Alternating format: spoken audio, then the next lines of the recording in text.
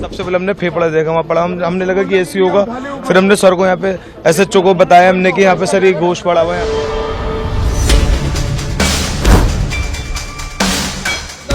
अचानक इतनी तेज धमाका हुआ कि मेरे लाइफ में इतनी तेज मैंने अपनी आवाज के भी नहीं सुना। धमाके के दहल पे मैं 3 बार गिरा। दिल्ली के लाल किले के गेट नंबर 1 के पास धमाका। बताया जाता है कि एक चलती गाड़ी में धमाका होता है। इस वक्त जब मैं कार्यक्रम रिकॉर्ड कर रहा हूं तो करीब 12 घंटे गुजर चुके हैं। जी हां, 6:52 पर, कल शाम 6:52 पर यह धमाका होता है, जिसमें पहले मीडिया कहता है कि 13 लोग मारे गए हैं। उसके बाद देश के गृह मंत्री सामने आते हैं और वो आंकड़ा 8 हो जाता है।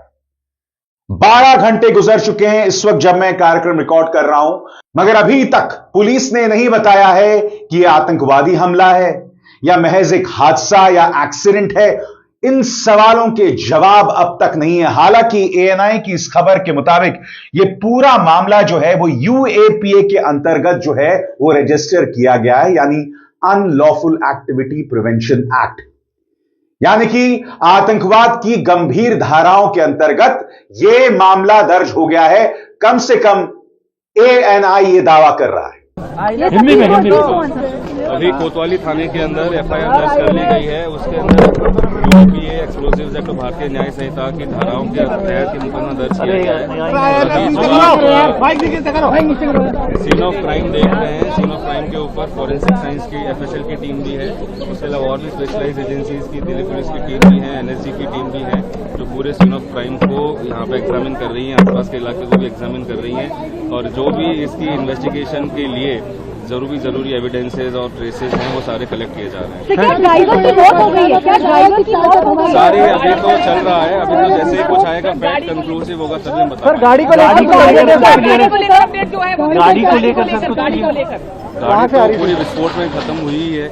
और उसके अंदर अभी और जो भी उसके साथ लिंक्ड फैक्ट्स आएंगे, अभी वही मैं कह रहा हूँ, it is too premature to comment upon anything. गाड़ी के अंदर ड्राइवर की बॉडी मिली है? बॉडी अभी तो देखो, अभी तो चल रहा है। अभी FSL की टीम है, वो लोग उठा रहे हैं उसको, और उसके अंदर कुछ बॉडी पार्ट्स भी हैं। तो let us see how it connects. Parking में गाड़ी करीब 3 घंटे भी खड़ी रही है। देखते हैं, अभी हम लोग पूरा सीक्वेंस ऑफ इवेंट्स भी बना रहे हैं। आज सुबह की ये तस्वीर देखिए दोस्तों।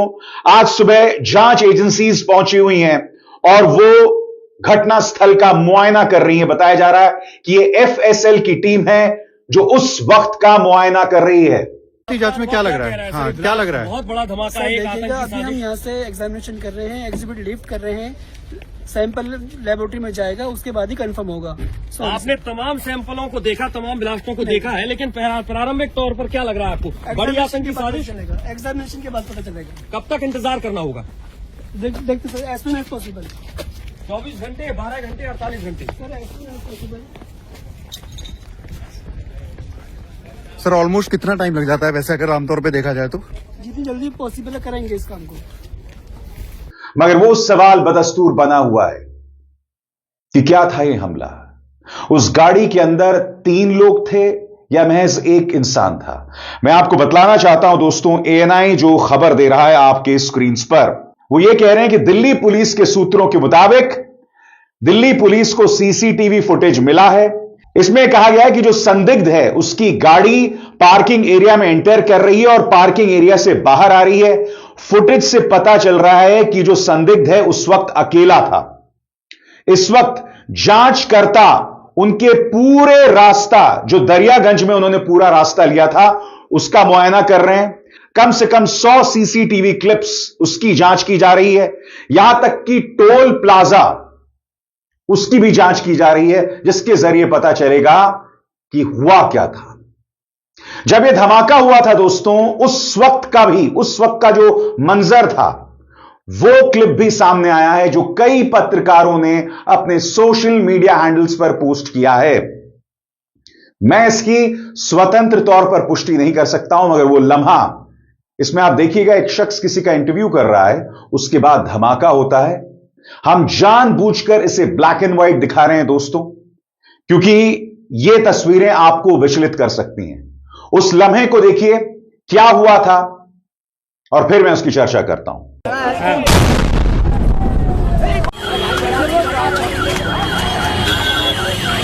यहाँ पर देख सकते हैं सिलेंडर फटी है, सिलेंडर फटी है गाड़ी, देख सकते हैं। और ये हुआ है यहाँ पर, एकाएक ब्लास्ट हुआ। ओहो,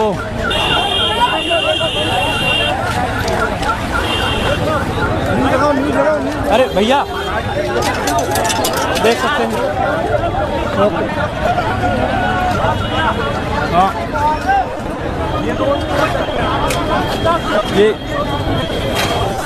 ये देख सकते हैं 50 के आसपास लोग। हाँ हाँ, 50 के आसपास लोग।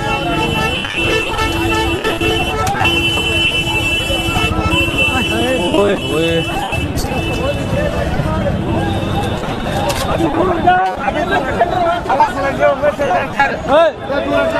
मोहन मोहन मोहन मोहन, ओ मोहन मोहन, अरे मोहन,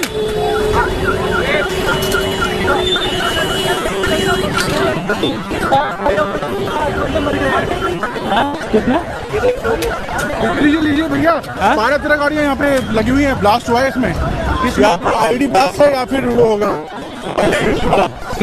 इस तस्वीर को देखने के बाद आप बहुत ज्यादा किसी निष्कर्ष पर नहीं पहुंच सकते, मगर हां, उसमें एक शख्स जो ये वीडियो ले रहा है वो कह रहा है कि सिलेंडर धमाका था या सीएनजी धमाका था। इस तरह की बातें की जा रही हैं। मगर जैसे मैंने कहा, एफएसएल की टीम आज सुबह घटनास्थल का मुआयना कर रही है। यूएपीए के अंतर्गत यह मामला दर्ज किया गया है। ये सब इशारा जरूर कर रही हैं, मगर कोई भी कहने की कोई हिम्मत नहीं कर रहा है। जहां तक मीडिया की बात है, 2014 से पहले जब ऐसे धमाके होते थे तो सरकार को कटघरे में रखा जाता था। आज ऐसा कुछ नहीं हो रहा है। सबसे बड़ी बात आप सब जानते हैं कि फरीदाबाद में 2900 किलोग्राम अमोनियम नाइट्रेट मिला। मीडिया और पुलिस इसे आतंकवादी हरकत बता रही है, इसे व्हाइट कॉलर टेरर बता रही है, क्योंकि इसमें मुजम्मिल नाम का एक डॉक्टर जो है वो पाया गया है। क्या यह सवाल नहीं पूछा जाना चाहिए कि वो जो फरीदाबाद में 2900 किलोग्राम अमोनियम नाइट्रेट मिला, कहीं उसका लिंक तो नहीं है वो जो धमाका हुआ उसमें? जिस गाड़ी में धमाका हुआ है उसका नंबर HR है, यानी हरियाणा का है। बताया यह भी जा रहा है कि यह गाड़ी किसी सलमान की थी, मगर फिर उस सलमान ने किसी देवेंद्र को बेच दी। यह भी खबरें आ रही हैं, और ये जो तमाम जानकारियां मैं आप तक पहुंचा रहा हूं, यह महज मीडिया के हवाले से पहुंचा रहा हूं, जो खबरें इस वक्त सामने हैं। तो ये तमाम बातें की जा रही हैं, यानी कि जिस गाड़ी में धमाका हुआ उसका नंबर HR था, यानी हरियाणा का नंबर। जहां पर 2900 किलोग्राम अमोनियम नाइट्रेट मिला वो फरीदाबाद था। तो क्या इनमें आपस में कोई लिंक है? मैं आपको एक और वीडियो दिखाना चाहता हूं जो मीडिया के गैर जिम्मेदाराना एटीट्यूड को दिखाती है। आप देखिए दोस्तों, ये एनडीटीवी का फुटेज है। यहां पर जो पत्रकार हैं वो कार के परखच्चे हाथ में उठा लाए हैं। सही सुना आपने, कार के परखच्चे वो लोग हाथ में उठा लाए हैं और उस पर खबर कर रहे हैं। यहां दो चीजें हैं। पहली बात, वहां धमाका होता है। जब धमाका होता है तो आप किसी चीज को छू नहीं सकते हैं। यहां पर एनडीटीवी के पत्रकार कार के परखच्चे उठा लाए हैं घटनास्थल से और वो अपने दर्शकों को दिखा रहे हैं। इसे छूने का अधिकार आपको दिया किसने? सबसे बड़ी बात यह सबूत है, दिस इज प्रूफ। आप जो धमाके से परखच्चे उड़े हैं उसे किसी भी कीमत में नहीं छू सकते हैं, मगर एनडीटीवी ऐसा कर सकता है, उन्हें ऐसा लगता है। इस फुटेज को देखिए जो बतला रहा है मीडिया के गैर जिम्मेदाराना एटीट्यूड को। होता है या गाड़ी में, या गाड़ी, हाँ। हमारे सहयोगी दिव्यांशु ये लेकर आए हैं। गाड़ी का एक पार्ट है जो कि यहां से और आगे करीब 200 मीटर दूर पड़ा होता है। दिव्यांशु, ये जो आप देख रहे हैं, ये तस्वीर मैं आपको दिखा रहा हूं, ये वाइपर है, ये वाइपर है, गाड़ी का वाइपर। ये आप देख रहे हैं गाड़ी का वाइपर है जो धमाके के बाद उड़कर गिरा है, और इससे पता चल रहा है कि धमाका कितना भीषण था।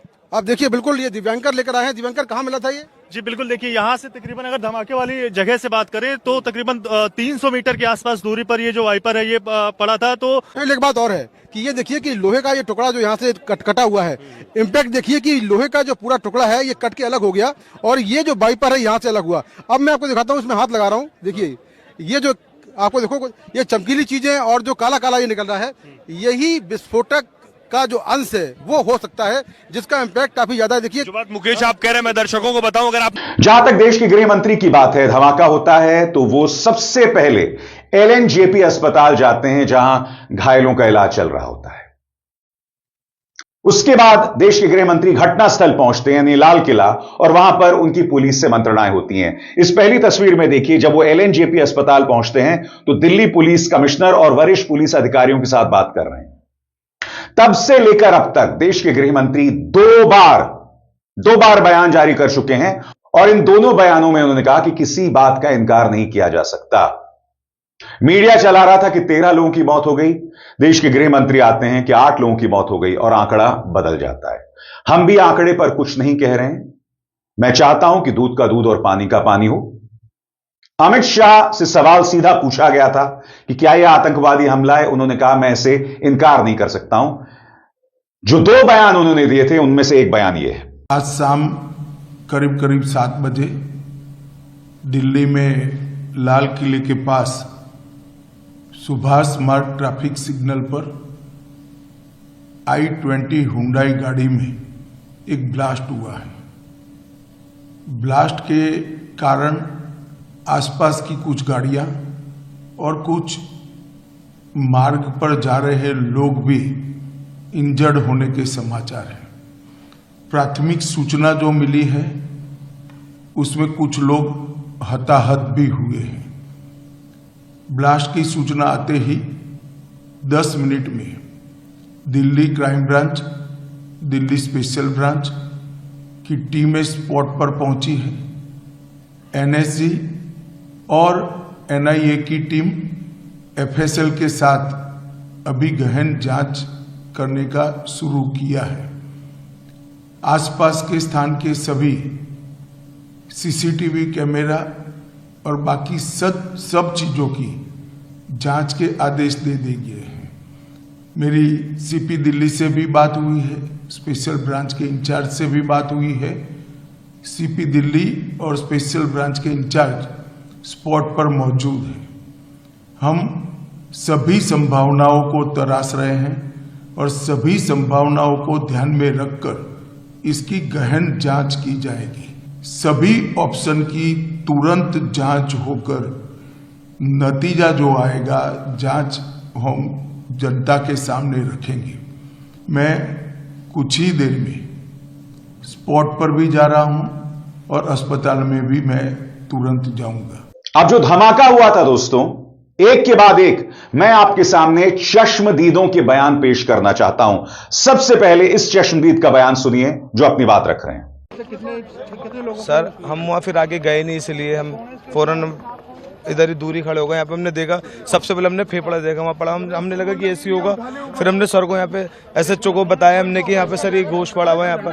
उसके बाद हमें लगा कि ऐसी होगा गोश्त, लेकिन उसके बाद फिर हमने हाथ देखा, हम तो खुद शॉक्ड हो गए कि मतलब बयान नहीं कर सकते इस चीज को। उसके बाद वहां अन्य लोग थे, लोगों का यह दावा था कि इकलौता धमाका हुआ। इतना तेज धमाका हुआ कि कान सुन्न पड़ गए थे। 5 मिनट तक कुछ सुनाई नहीं दे रहा था। अब सुनिए एक और व्यक्ति। सर आपका?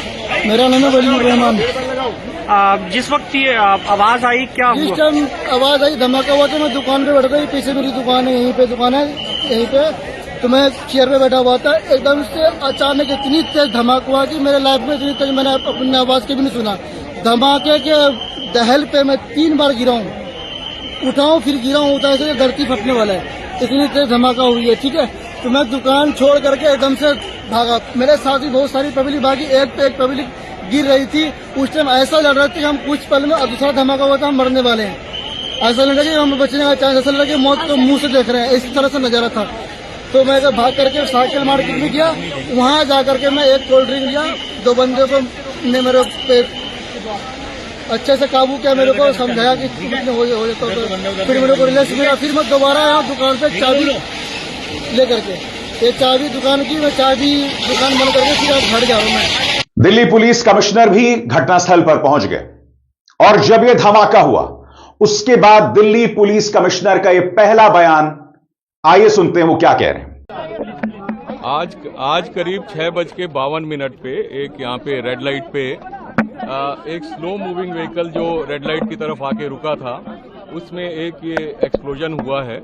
उस वक्त गाड़ी के अंदर जो पैसेंजर्स उसके अंदर ही थे और इस एक्सप्लोजन से जो है आसपास की गाड़ियों में भी क्षति हुई। जैसे ही इसकी खबर मिली, हम सारी एजेंसीज जो है Delhi police, FSL, NIA, NSG, उनकी टीम्स यहाँ पे आ चुकी हैं और हालात का जायजा भी ले रही है। हर तरीके से इस जो है एक्सप्लोजन के बारे में जांच की जा रही है और जल्दी ही इसका आकलन करके इसका जो भी रिजल्ट निकलेगा वो आपको बताया जाएगा। इस इंसिडेंट में कुछ लोग को इंजरीज भी आई हैं और कुछ लोगों की डेथ भी हुई है, तो वो अभी हालात का जायजा लिया जा रहा है और एग्जैक्ट फिगर्स जो हैं आपको कुछ ही देर में बता दी जाएंगी और सिचुएशन को रेगुलरली मॉनिटर किया जा रहा है और गृह मंत्री जी भी जो है उनसे रेगुलरली उनका फोन भी आया था, उनको रेगुलरली ब्रीफ किया जा रहा है और उनको टाइम टू टाइम पूरी सूचना दी जा रही है और आगे जैसे भी हालात होंगे, जो भी नतीजा निकलेगा आपको बताया जाएगा। अभी इसको आकलन किया जा रहा है। जाहिर सी बात है दोस्तों, इस धमाके के बाद इसकी चर्चा सब जगह हो रही है। ममता बनर्जी, अरविंद केजरीवाल, मल्लिकार्जुन खड़गे, सभी नेताओं ने अपना बयान दिया।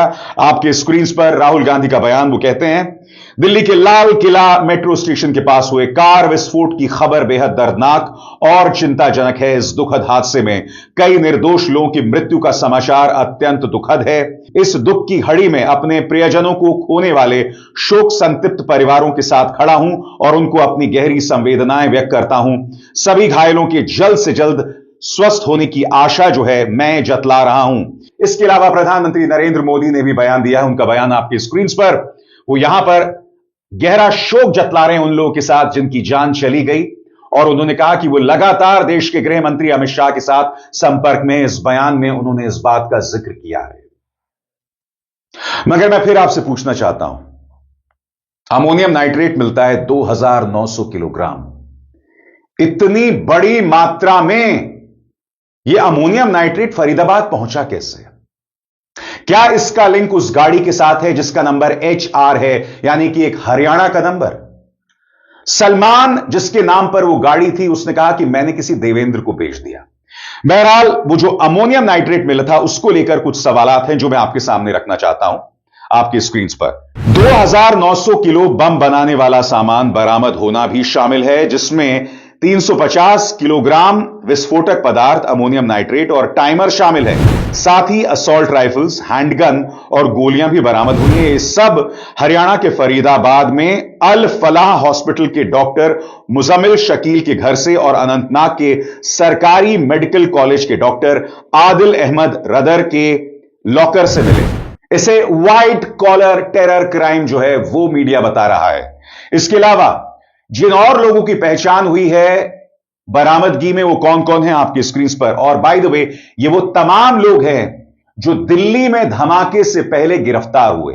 इनके नाम आपके स्क्रीन पर: आरिफ निसार डार, यासिर उल अशरफ, मकसूद अहमद डार, मौलवी इरफान अहमद, जमीर अहमद अहंगार। इन सबको गांदरबल, शोपियां, श्रीनगर, इन तमाम जगहों से जो है वो गिरफ्तार किया गया है।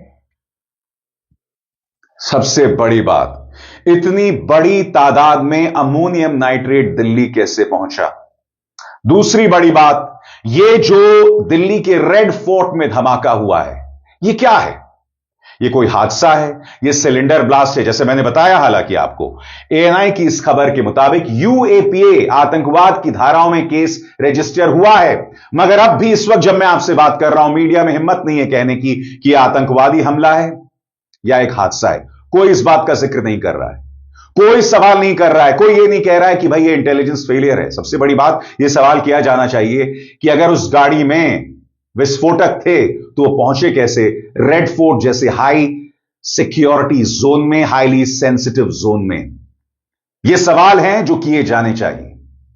हम अपनी जिम्मेदारी समझ रहे हैं और आपके सामने मैंने जितनी जानकारी पोस्ट की है वो कंफर्म जानकारी है जो इस वक्त सोशल मीडिया में मौजूद है, जिम्मेदार हैंडल्स द्वारा पोस्ट की गई है, मीडिया की अपनी जानकारी है और एनडीटीवी का भी जो फुटेज मैंने आपके सामने पेश किया दोस्तों, वो खुद एनडीटीवी का है। ये मैंने अपनी कल्पना से नहीं बनाया, जिसमें वो कार के परखच्चे का मुआयना कर रहे हैं, जो कि एविडेंस है, सबूत है। इस खबर पर हम जिम्मेदारी से अपना किरदार निभाते रहेंगे, आप तक जानकारी पहुंचाते रहेंगे। अभिसार शर्मा को दीजिए इजाजत। नमस्कार।